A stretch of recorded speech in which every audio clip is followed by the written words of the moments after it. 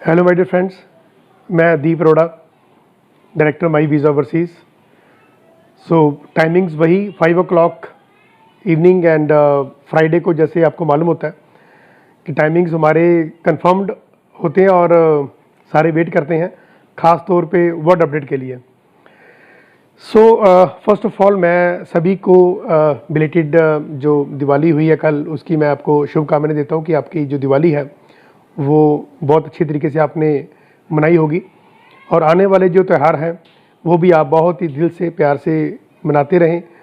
और जैसे कि कोरोना से सारा विश्व मुक्त हो रहा है, तो अगले साल जब 2022 में एंटर करें तो सारा विश्व कोरोना से बिल्कुल मुक्त हो जाए।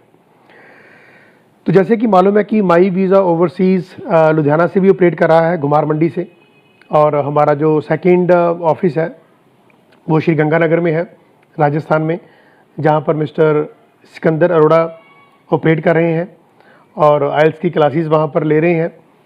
हमारा स्टाफ वहाँ पर बहुत ही सक्षम है, बहुत ही मेहनती है और आप कभी भी उनसे बात करनी हो तो सिकंदर अरोड़ा, मिस्टर सिकंदर अरोड़ा से आप बात कर सकते हैं। एच ब्लॉक की डिग्गी पे ही ऑफिस है। जब आप श्री गंगानगर एंटर करते हैं तो अप्रॉक्सीमेटली हाफ किलोमीटर की दूरी पे है। 10 से 15 मिनट का रास्ता आपको लगता है, यदि आप पैदल भी जाते हैं तो उससे कम ही होगा। तो लुधियाना में जैसे मालूम है कि हम पर्ल पैलेस घुमार मंडी से ऑपरेट कर रहे हैं और एसोसिएट्स हमारे साथ, हमारे जो टीम के एसोसिएट्स हैं वो हमारे साथ काम करते हैं। डिफरेंट कंसल्टेंट्स हैं हमारे साथ काम करते हैं, चाहे वो नॉर्थ इंडिया के हों या साउथ इंडिया के हों। और जैसे आपको सार को मालूम है कि 70% हम अपनी इंसेंटिव का भी शेयर करते हैं, चाहे वो किसी कॉलेज स्कूल से प्रिंसिपल भी हमारे साथ काम कर सकते हैं। इमिग्रेशन कंसल्टेंट्स हैं जिन्होंने अभी काम शुरू किया हुआ है या काम शुरू करने की सोच रहे हैं, वो भी हमारे साथ काम कर सकते हैं। जो आइल्स के ट्रेनर्स हैं, जो आइल्स सेंटर चला रहे हैं, वो भी हमारे साथ काम कर सकते हैं और ट्रेनिंग ले सकते हैं। हमारे से बाकायदा 3 days की ट्रेनिंग है, फ्री ऑफ कॉस्ट ट्रेनिंग है। उसमें हम स्टडी वीज़ा के लिए बात करते हैं, एक दिन हम विजिटर वीज़ा के लिए समझाते हैं और एक दिन स्क्रिप्ट कॉलिंग के लिए बात करते हैं। तो 3 days में आपको नॉलेज मिलनी शुरू हो जाती है, बेस बन जाता है। बाकी ये सारी लाइफ का प्रोसेस है, ये तो चलता रहता है। और इमिग्रेशन के तो मैंने आपको बताया कि हम स्टूडेंट्स हैं, हम भी सारा दिन सीखते रहते हैं, सोचते रहते हैं, समझते रहते हैं, समझाते रहते हैं।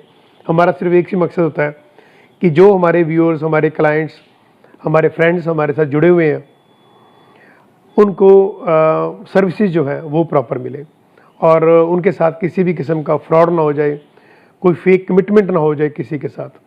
तो मकसद यही रहता है।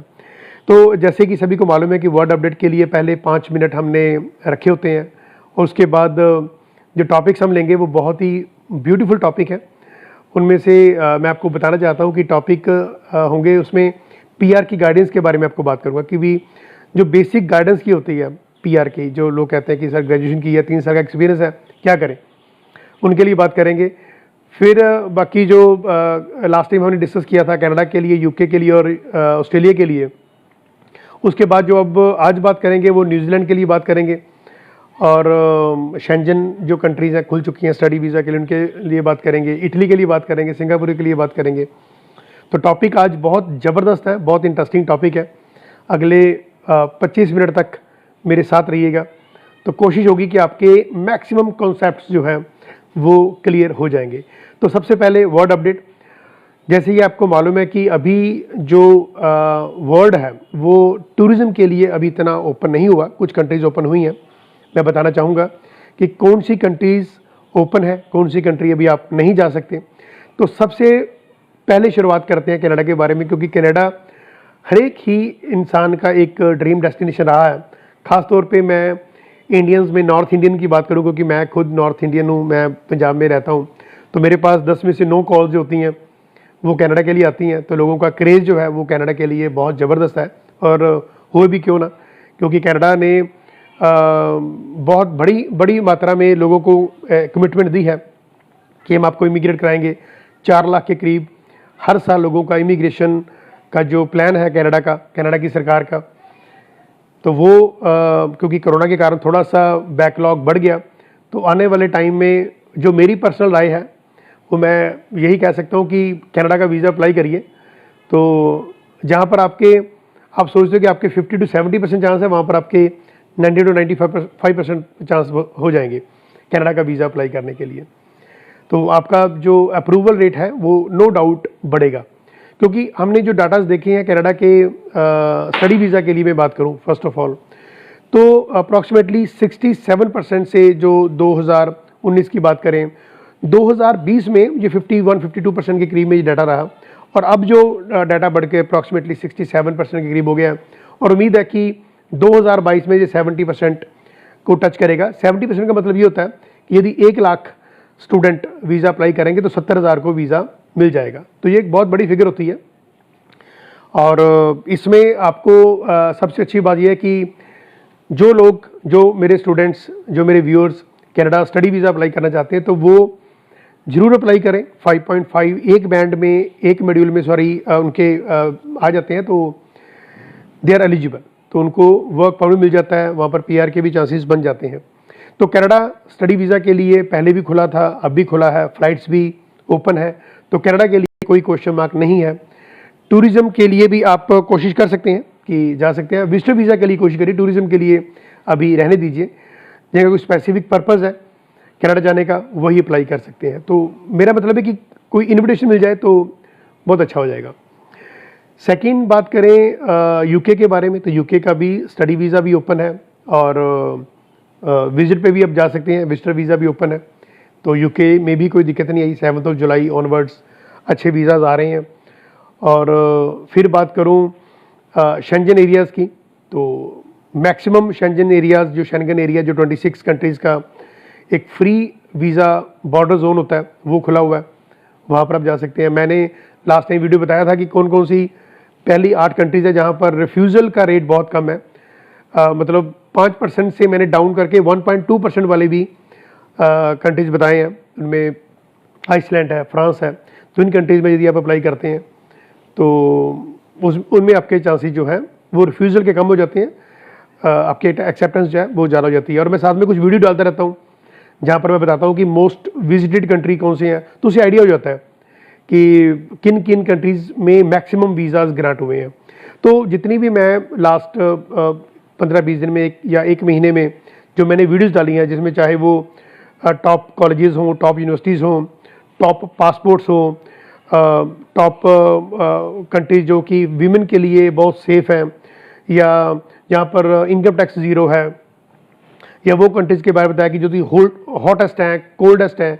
तो ऐसे मैं टॉप जो 10 या 20 कंट्रीज जो या 30 ब्यूटीफुल कंट्रीज़ की मैंने लिस्ट बनाई थी, वो मैंने अपने फेसबुक की ID पे डाली हुई हैं। तो ऐसे अप्रॉक्सीमेटली मैंने 20 के करीब वीडियोस डाली हैं जो टॉप 10 को टच करती हैं, तो वो भी आप देख सकते हैं। उससे आइडिया हो जाता है कि किस कंट्री में आपका जो वीज़ाज़ के चांसेस ज़्यादा होंगे। तो कनाडा हो गया, न्यूजीलैंड, शेंजन एरियाज़ हो गया, UK हो गया। न्यूजीलैंड और ऑस्ट्रेलिया के लिए अभी आप टूरिज़्म के लिए रुक जाइए, विजिटर वीज़ा के लिए भी आपको रुकना पड़ेगा। स्टडी वीज़ा के लिए कोई दिक्कत नहीं है, आप ऑस्ट्रेलिया एंड न्यूजीलैंड के लिए अप्लाई कर सकते हैं। फ़्लाइट्स अभी शुरू हो जाएंगी इसी मंथ 15 नवंबर से लेकर 21 नवंबर के बीच में कुछ हमें अच्छी खुशखबरी आएंगी, जहाँ पर आप मेलबर्न में जा सकते हैं। सिडनी में भी अभी शुरू हो जाएगा जो फ़्लाइट्स है, तो थोड़ा सा वेट रह गया, 15-20 दिन का वेट रह गया, तो आप ऑस्ट्रेलिया एंड न्यूजीलैंड को भी जा सकेंगे। स्टडी वीज़ा तो खैर अभी भी अप्लाई कर सकते हैं, मैं टूरिज़्म की बात कर रहा हूँ, विजिटर वीज़ा की बात कर रहा हूँ, जो कि फुली वैक्सीनेटेड है, तो वो जा सकेंगे। उसके बाद बात करते हैं जो एशियन कंट्रीज़ हैं। अभी आप दुबई से जा सकते हैं, सिंगापुर नहीं जा पाएंगे, थाईलैंड नहीं जा पाएंगे, एंड मलेशिया नहीं जा पाएंगे। ये अभी ओपन नहीं हुए, तो थोड़ा सा वेट करना पड़ेगा। और रेस्ट ऑफ द कंट्रीज़ के बारे में बताया मैंने। तो US में भी अभी आप स्टडी वीज़ा पे जा सकते हैं, विजिटर वीज़ा पे नहीं जा सकते। तो कहने का मतलब यह है कि ऑल ओवर वर्ल्ड के बारे में जो मैंने पिछले 5-7 मिनट में आपको बोला कि आप सपोज अभी मेरे साथ लाइव हुए, तो ये जो वीडियो है ये सोशल मीडियाज़ में हम डाल देते हैं, चाहे वो लिंक्डइन है, चाहे वो ट्विटर है, या इंस्टाग्राम है, फेसबुक पे तो चल ही रही है, यूट्यूब का हमारा जो चैनल है माई वीज़ा ओवरसीज़ का, उस पर भी ये वीडियोज़ आ जाती हैं। तो कोशिश यही होती है कि जो हमारे साथ लाइव नहीं हो पाते, क्योंकि आजकल का जो टाइम है वो बहुत ही बिजी शेड्यूल रहता है लोगों का, और त्योहारों में तो थोड़ा सा और बिजी हो जाते हैं। तो इसलिए हम यही सोचते हैं कि जो मेरे फ्रेंड्स लाइव नहीं हो पाते तो वो डिफरेंट सोशल मीडिया पे हमें सुन सकते हैं, देख सकते हैं, और जो भी क्वेश्चंस हैं वो हमें पूछ सकते हैं। मेरा जो पर्सनल कॉन्टैक्ट नंबर है वो 9815873700 है। तो आप इस नंबर पे मुझे 10 to 6 में से बात कर सकते हैं, और कोई मिलना हो तो आप मुझे अपॉइंटमेंट लेके मिल सकते हैं। सो ये तो बात होगी जी वर्ड अपडेट के बारे में। तो अभी हम जो बहुत इंपॉर्टेंट टॉपिक है वो मैं आपको बताना चाहता हूँ। ये टॉपिक मैंने इसलिए चूज़ किया क्योंकि मैक्सिमम जो मेरे व्यूअर्स हैं या क्लाइंट्स हैं वो एक लाइन बोलते हैं। वो लाइन ये होती है कि सर ग्रेजुएशन की है, 3-4 साल का एक्सपीरियंस है, कनाडा जाना है PR के बेसिस पे, तो बताइए कैसे जाएंगे। ये मुझे 10 में से 9 कॉल्स यही वर्डिंग पे आती हैं, और मुझे लगता है कि जो मेरे व्यूअर्स मुझे सुन रहे हैं वो भी उनके मन में भी होगा कि ग्रेजुएशन जिसने की हो और 3-4 साल 5 साल का एक्सपीरियंस है तो वो कनाडा कैसे जाए, उसके लिए क्या क्या तरीके हो सकते हैं कनाडा जाने के लिए। तो मैं आपको 3-4 मेथड बताऊंगा, PR से लेकर, विजिटर वीज़ा से लेकर, वर्क परमिट से लेकर, आप कैसे AIPP के जो प्रोग्राम है, अटलांटिक इमिग्रेशन पायलट प्रोग्राम है, तो कैसे आप कनाडा जा सकते हैं। तो मुझे लगता है मुझे 5-7 मिनट इसी टॉपिक पे बात करनी चाहिए।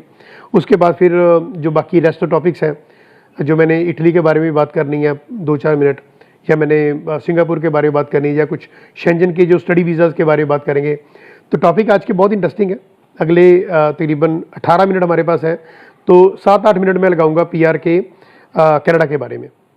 चलिए, अब सबसे पहला क्वेश्चन कि सर ग्रेजुएशन है, 3 साल से 5 साल के बीच में एक्सपीरियंस है, कनाडा की PR चाहिए, कैसे करें। इसका बड़ा ही सिंपल जवाब ये है कि जब तक आपके पास IELTS नहीं होती तब तक आप कनाडा PR के लिए नहीं जा सकते। तो मोटी मोटी बात, मतलब 5 सेकंड में आपको जवाब मिल जाना चाहिए कि कनाडा में आपने PR के लिए सेटलमेंट लेनी है तो आपको IELTS करनी मैंडेटरी है। अब कितने बैंड चाहिए आपको IELTS में, तो ये एक डेमोक्रेटिक फैक्टर होता है। आपको मैं मोटी मोटी सी बातें बताऊंगा। देखो, अभी यदि मैं PR की काउंसलिंग करने यहाँ पर लग जाऊँ तो मुझे लगता है कि मुझे 1 से 1.5 घंटा चाहिए, एटलीस्ट 1 to 1.5 आवर। तो ये इतना पॉसिबल नहीं हो पाता। इंडिविजुअल कस्टमाइज ये काउंसलिंग होती है। हर एक इंसान की, हर एक जो पर्सन है जो कनाडा सेटल होना चाहते हैं, तो उनके अकॉर्डिंगली, उनकी प्रोफाइल के अकॉर्डिंगली उनको काउंसलिंग होती है। जो मोटी मोटी जनरल काउंसलिंग है वो आपको बताना चाहता हूँ कि जो पूरे जो जितने भी मेरे व्यूअर्स हैं जो भी बाहर जाना चाहते हैं कनाडा PR पे, उनको क्या बेनिफिट होगा। तो सबसे पहला तो पॉइंट ये है कि यदि आपकी एज, मोटी मोटी बात करूँ, 30 ईयर से कम है तो आपको 777 8 बैंड चाहिए, 8 बैंड इन लिसनिंग। अब इसके आगे क्या देखना है कि CRS जो कॉम्प्रिहेंसिव रैंकिंग सिस्टम है, या आपके पॉइंट कैसे बनेंगे, या आपने पूल में कैसे एंटर करना है, या फिर आपकी नॉक जो नेशनल ऑक्यूपेशन क्लासिफिकेशन है वो कैसे चेक करनी है कि आपका O A B C D कौन से आप कैटेगरी में आते हैं, कौन से रैंक में आपके आएंगे, और उसके बाद ITA जो इन्विटेशन टू अप्लाई कैसे मिलेगी, कि एक लंबा चौड़ा प्रोसेस है। मैं आपको मोटी मोटी बातें 3-4 मिनट में बताना चाहता हूँ। पहला पॉइंट तो ये हो गया कि आपके यदि 30 साल से कम एज है तो 777 8 बैंड आपके होने चाहिए, तभी आप फ़ोन करिए किसी को भी, मुझे या किसी को भी, पहली बात। दूसरी बात, 30 साल से ऊपर की एज होगी और 48 तक है, 47-48 तक है, तो आपको 8888 मतलब 8 band in each, listening, reading, writing, speaking में 8 बैंड ईच चाहिए आपको। तो आपके जो पॉइंट्स हैं, जो CRS जो कॉम्प्रिहेंसिव रैंकिंग सिस्टम की जो स्कोरिंग है वो आपकी अप्रॉक्सीमेटली 470 के करीब पहुंच जाएगी। तो पिछले 1-1.5 साल से जो रैंकिंग वेरिएशन हो रही है वो 450 से लेकर 470-475 तक चलती है। तो जो मैंने आपको 2 मेजर बातें बता दी कि 30 साल से कम 777 30 साल से ज़्यादा 8888। तो पहले ही मोटा सा जो बात है, जो मोटा सा मंत्र मैं कह सकता हूँ, ये अपने ध्यान रखना है। IELTS के बगैर आपने किसी भी कंसल्टेंट को फ़ोन नहीं करना। क्यों? क्योंकि इसमें आपका खर्चा ना के बराबर है। एम्बेसी की फ़ीस कोई ज़्यादा नहीं है, लाख सवा लाख के करीब आपकी एम्बेसी की फ़ीस होती है, और जिसने आपका केस अप्लाई भी करना है वो भी इतना ही लाख सवा लाख लेता है।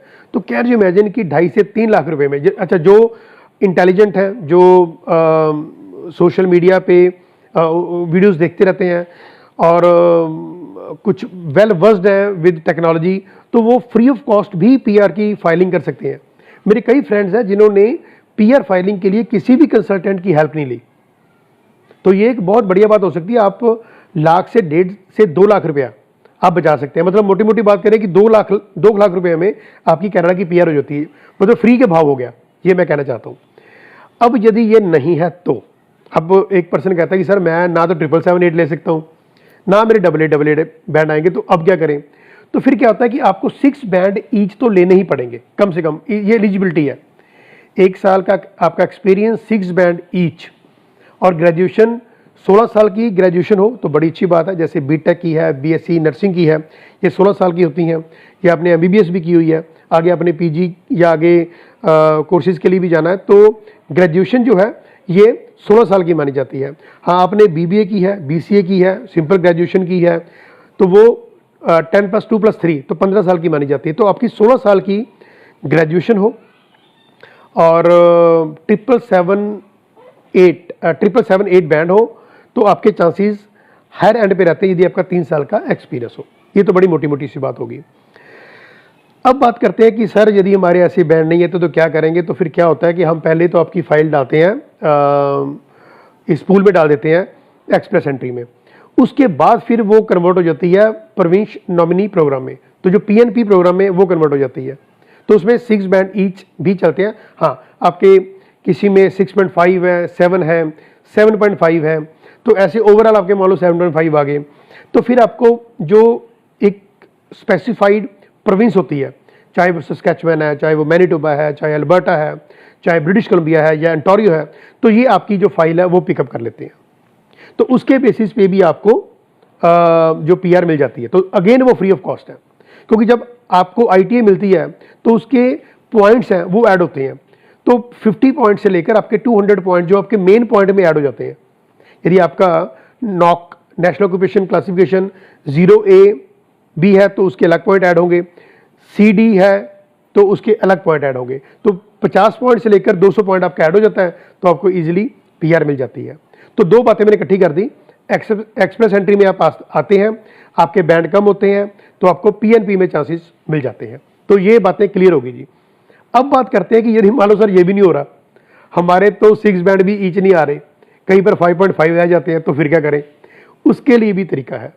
उसके लिए ये तरीका हो सकता है कि आप यहाँ से विजिटर वीज़ा पे जा सकते हैं। यदि आपकी प्रोफाइल फाइनेंशियली आप बहुत स्ट्रांग है, तो विजिटर वीज़ा पे जाके वहाँ पर आप अपना इमिग्रेशन स्टेटस चेंज कर सकते हैं, वहाँ पर आप वर्क परमिट ले सकते हैं। उसके बाद अगर आपकी पीआर हो सकती है, तो ये थोड़ा सा लंबा प्रोसेस बन जाता है। कहने का मतलब कि 2 साल का आपका वर्क परमिट हो गया, उसके बाद फिर आपको पीआर अप्लाई करनी पड़ती है। तो आप सिंगल जाते हो, डबल नहीं जा सकते, मतलब आप अपने स्पाउस के साथ नहीं जा सकते। तो ये सबसे बड़ी प्रॉब्लम होती है। स्पाउस को लेके जाते हो तो फिर डबल खर्चा। जहाँ पर आपको देखो LMI जो लेबर मार्केट इम्पैक्ट असेसमेंट है, नॉर्मली आप कनाडा में लैंड करते हो तो $40,000 मतलब $40,000 को मैं 60 से मल्टीप्लाई करूँ मोटा मोटा, तो 24 लाख रुपये बन जाता है। तो 20 से 24 से 25 लाख तो ये लग जाता है। तो मैं ये चाहता हूँ कि यदि आप में टैलेंट है, आप में कुछ एबिलिटी है, तो आप ऑन शोर जाकर कनाडा में जाके जॉब ढूंढ सकते हो। ये 24 लाख भी आपका बच सकता है। तो किसी को इतना $40,000 देने की जरूरत नहीं है। तो visitor visa to work permit to PR, तो ये तरीका हो सकता है। एक लास्ट तरीका है AIPP का। उसमें आपका अटलांटिक इमिग्रेशन पायलट प्रोग्राम है। तो उसमें क्या होता है कि आपके मान लीजिए 4.5 बैंड भी हैं और आपका 1560 घंटे का एक्सपीरियंस हो गया।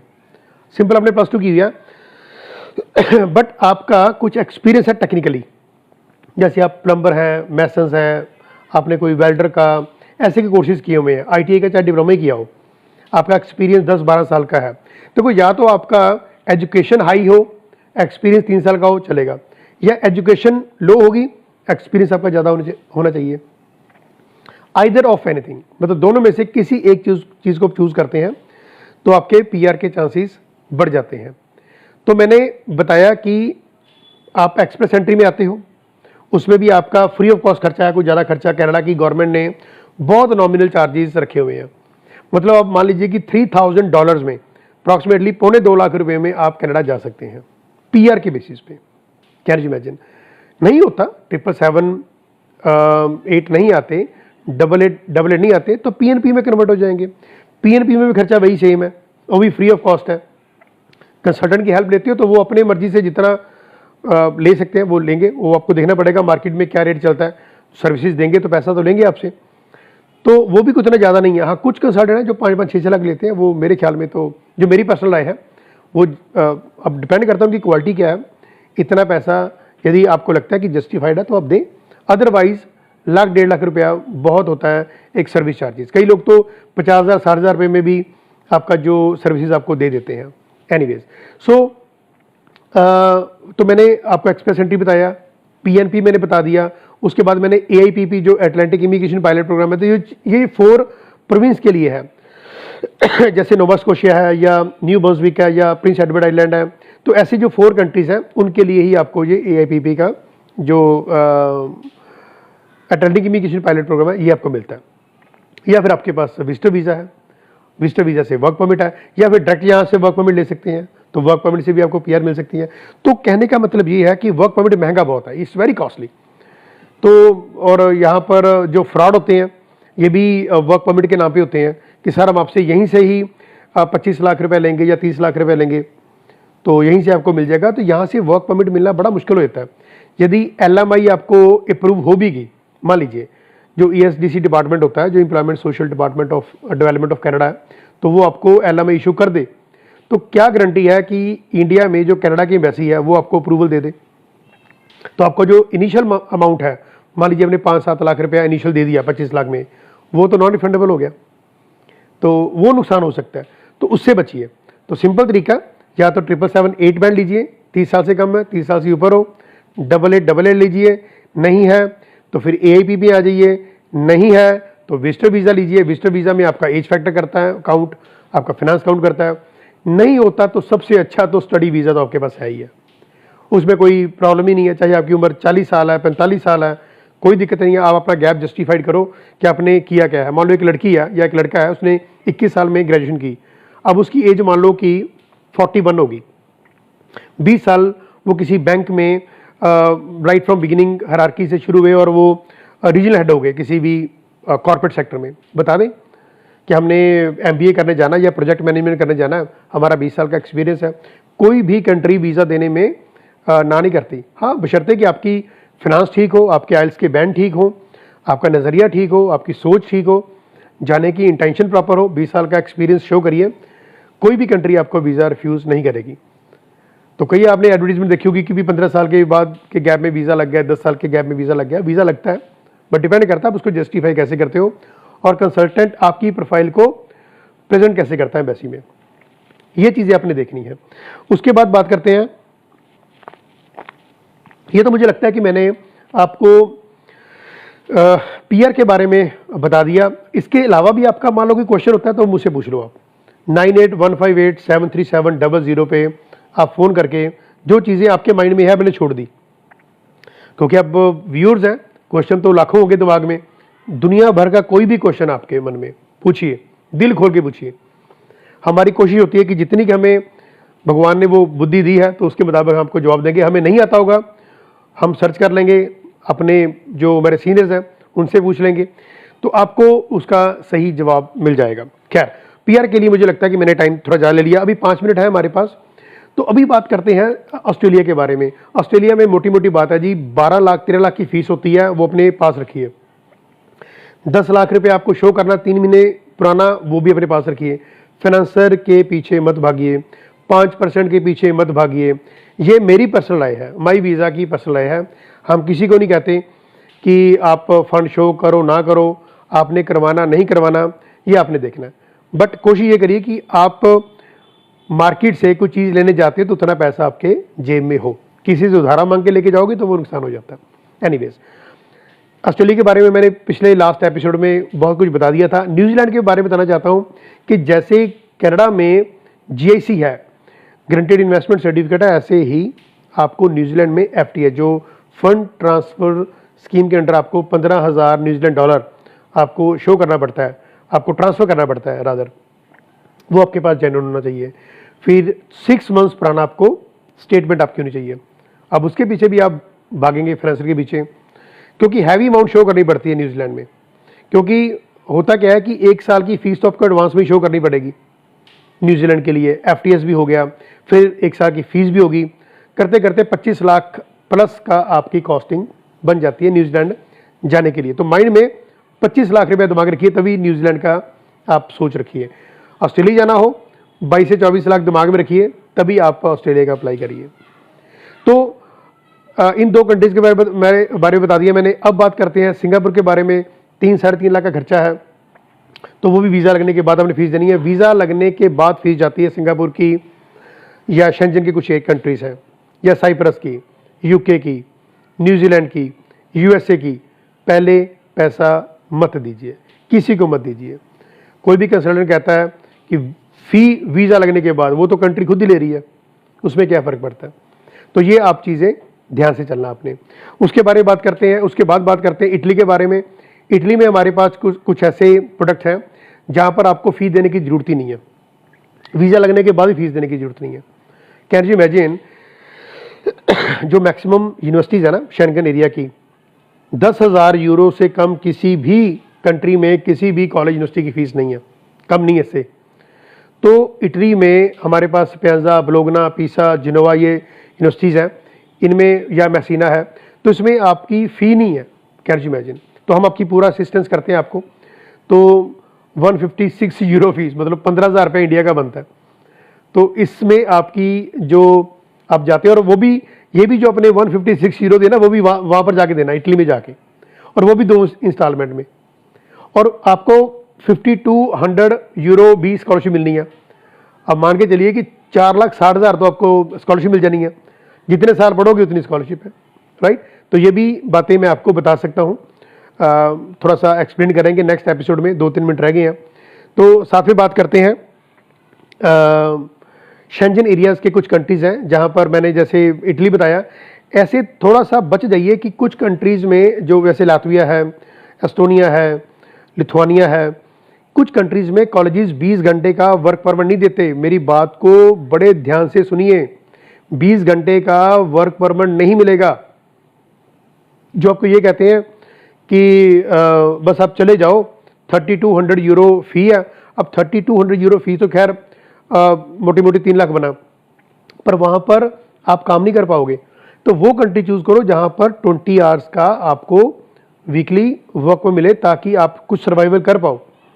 एक बार तो 3-3.5 लाख लगा दिया आपने, उसके बाद का क्या करेंगे। तो पढ़िए भी, मेहनत भी करिए। इंडियंस तो वैसे ही बहुत मेहनती होते हैं, तो वो वहाँ पर जाकर सर्वाइवल कर सकते हैं यदि उनको यहाँ पर प्रॉपर गाइडेंस मिल जाए, राइट।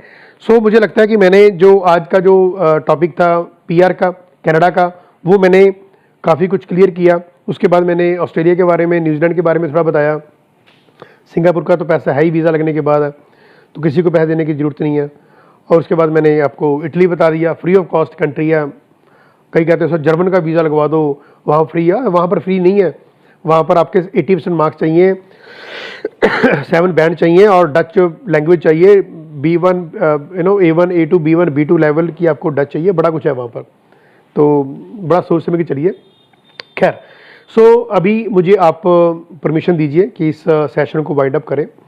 नेक्स्ट 12 नवंबर को इवनिंग 5 o'clock मैं आपके साथ दोबारा मिलूँगा।